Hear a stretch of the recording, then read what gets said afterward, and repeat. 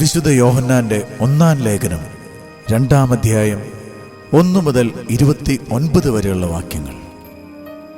എൻ്റെ കുഞ്ഞുമക്കളെ, നിങ്ങൾ പാപം ചെയ്യാതിരിക്കേണ്ടതിനാണ് ഞാനിവ നിങ്ങൾക്ക് എഴുതുന്നത്. എന്നാൽ ആരെങ്കിലും പാപം ചെയ്യാൻ ഇടയായാൽ തന്നെ പിതാവിൻ്റെ സന്നിധിയിൽ നമുക്കൊരു മധ്യസ്ഥനുണ്ട്, നീതിമാനായ യേശുക്രിസ്തു. അവൻ നമ്മുടെ പാപങ്ങൾക്ക് പരിഹാര ബലിയാണ്. നമ്മുടെ മാത്രമല്ല, ലോകം മുഴുവൻ്റെയും പാപങ്ങൾക്ക്.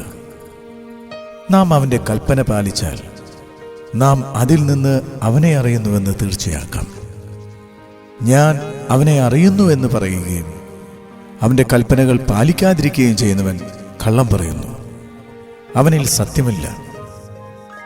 എന്നാൽ അവൻ്റെ വചനം പാലിക്കുന്നവനിൽ സത്യമായും ദൈവസ്നേഹം പൂർണ്ണത പ്രാപിക്കുന്നു. നാം അവനിൽ വസിക്കുന്നുവെന്ന് ഇതിൽ നിന്ന് നാം അറിയുന്നു. അവനിൽ വസിക്കുന്നുവെന്ന് പറയുന്നവൻ അവൻ നടന്ന അതേ വഴിയിലൂടെ നടക്കേണ്ടിയിരിക്കുന്നു. പ്രിയപ്പെട്ടവരെ, ഒരു പുതിയ കൽപ്പനയല്ല ഞാൻ നിങ്ങൾക്ക് എഴുതുന്നത്. ആരംഭം മുതൽ നിങ്ങൾക്ക് നൽകപ്പെട്ട ആ പഴയ കൽപ്പന തന്നെ. ആ പഴയ കൽപ്പനയാകട്ടെ നിങ്ങൾ ശ്രവിച്ച ആ വചനം തന്നെയാണ്. എങ്കിലും ഞാൻ നിങ്ങൾക്ക് എഴുതുന്നത് ഒരു പുതിയ കൽപ്പനയെക്കുറിച്ചാണ്. അത് അവനിലും നിങ്ങളിലും സത്യമാണ്. എന്തുകൊണ്ടെന്നാൽ അന്ധകാരം അസ്തമിച്ചുകൊണ്ടിരിക്കുന്നു, യഥാർത്ഥ പ്രകാശം ഉദിച്ചു കഴിഞ്ഞിരിക്കുന്നു.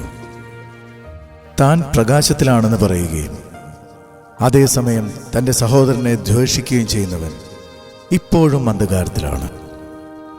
സഹോദരനെ സ്നേഹിക്കുന്നവൻ പ്രകാശത്തിൽ വസിക്കുന്നു, എന്നാൽ തൻ്റെ സഹോദരനെ വെറുക്കുന്നവൻ ഇരുട്ടിലാണ്.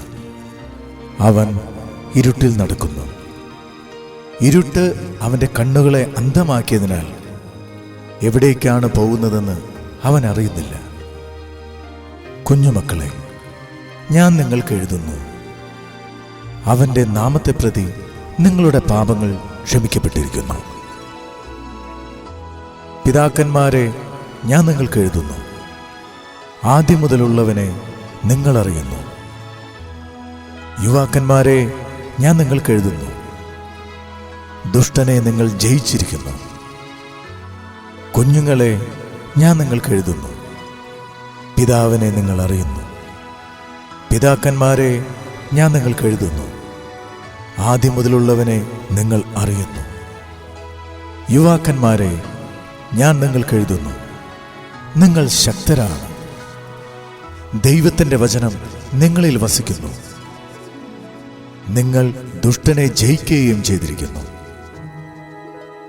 ലോകത്തെയോ ലോകത്തിലുള്ള വസ്തുക്കളെയോ നിങ്ങൾ സ്നേഹിക്കരുത്. ആരെങ്കിലും ലോകത്തെ സ്നേഹിച്ചാൽ പിതാവിൻ്റെ സ്നേഹം അവനിൽ ഉണ്ടായിരിക്കുകയില്ല. എന്തെന്നാൽ ജഡത്തിൻ്റെ ദുരാശ, കണ്ണുകളുടെ ദുരാശ, ജീവിതത്തിൻ്റെ അഹന്ത, ഇങ്ങനെ ലോകത്തിലുള്ളതൊന്നും പിതാവിൻ്റേതല്ല, പ്രത്യുത ലോകത്തിൻ്റേതാണ്. ലോകവും അതിൻ്റെ മോഹങ്ങളും കടന്നുപോകുന്നു. ദൈവഹിതം പ്രവർത്തിക്കുന്നവനാകട്ടെ എന്നേക്കും നിലനിൽക്കുന്നു. കുഞ്ഞുമക്കളെ, ഇത് അവസാന മണിക്കൂറാണ്. അന്തിക്രിസ്തു വരുന്നുവെന്ന് നിങ്ങൾ കേട്ടിട്ടുണ്ടല്ലോ. ഇപ്പോൾ തന്നെ അനേകം വ്യാജപ്രവാചകന്മാർ പ്രത്യക്ഷപ്പെട്ടിട്ടുണ്ട്. ഇത് അവസാന മണിക്കൂറാണെന്ന് അതിൽ നിന്ന് നമുക്കറിയാം. അവർ നമ്മുടെ കൂട്ടത്തിൽ നിന്നാണ് പുറത്തുപോയത്. അവർ നമുക്കുള്ളവരായിരുന്നില്ല. നമുക്കുള്ളവരായിരുന്നെങ്കിൽ നമ്മോട് കൂടെ നിൽക്കുമായിരുന്നു. എന്നാൽ അവരാരും നമുക്കുള്ളവരല്ലെന്ന് ഇങ്ങനെ തെളിഞ്ഞിരിക്കുന്നു. പരിശുദ്ധനായവൻ നിങ്ങളെ അഭിഷേകം ചെയ്തിട്ടുണ്ടെന്ന് നിങ്ങൾക്കറിയാമല്ലോ. നിങ്ങൾ സത്യം അറിയായക കൊണ്ടല്ല ഞാൻ നിങ്ങൾക്ക് എഴുതുന്നത്, നിങ്ങൾ സത്യം അറിയുന്നതുകൊണ്ടും വ്യാജമായതൊന്നും സത്യത്തിൽ നിന്നല്ലാത്തതുകൊണ്ടുമാണ്. യേശുവാണ് ക്രിസ്തുവെന്ന് നിഷേധിക്കുന്നവനല്ലാതെ മറ്റാരാണ് കള്ളം പറയുന്നവൻ? പിതാവിനെയും പുത്രനെയും നിഷേധിക്കുന്നവനാരോ അവനാണ് അന്തിക്രിസ്തു. പുത്രനെ നിഷേധിക്കുന്നവന് പിതാവുമില്ല. പുത്രനെ ഏറ്റുപറയുന്നവന് പിതാവും ഉണ്ടായിരിക്കും. ആരംഭം മുതൽ നിങ്ങൾ ശ്രവിച്ചത് നിങ്ങളിൽ നിലനിൽക്കട്ടെ. അതു നിങ്ങളിൽ നിലനിൽക്കുന്നെങ്കിൽ നിങ്ങൾ പുത്രനിലും പിതാവിലും നിലനിൽക്കുന്നു. അവൻ നമുക്ക് നൽകിയിരിക്കുന്ന വാഗ്ദാനം ഇതാണ്: നിത്യജീവൻ. നിങ്ങളെ വഴിതെറ്റിക്കുന്നവർ നിമിത്തമാണ് ഇത് ഞാൻ നിങ്ങൾക്ക് എഴുതുന്നത്. ക്രിസ്തുവിൽ നിന്ന് നിങ്ങൾ സ്വീകരിച്ച അഭിഷേകം നിങ്ങളിൽ നിലനിൽക്കുന്നു. അതിനാൽ മറ്റാരും നിങ്ങളെ പഠിപ്പിക്കേണ്ടതില്ല. അവൻ്റെ അഭിഷേകം എല്ലാ കാര്യങ്ങളെക്കുറിച്ച് നിങ്ങളെ പഠിപ്പിക്കും.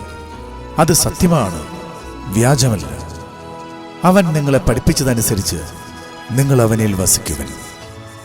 കുഞ്ഞുമക്കളെ, അവൻ പ്രത്യക്ഷനാകുമ്പോൾ നമുക്ക് ആത്മധൈര്യം ഉണ്ടാകാനും അവൻ്റെ മുമ്പിൽ ലജ്ജിക്കാതിരിക്കാനും വേണ്ടി അവനിൽ വസിക്കുവൻ.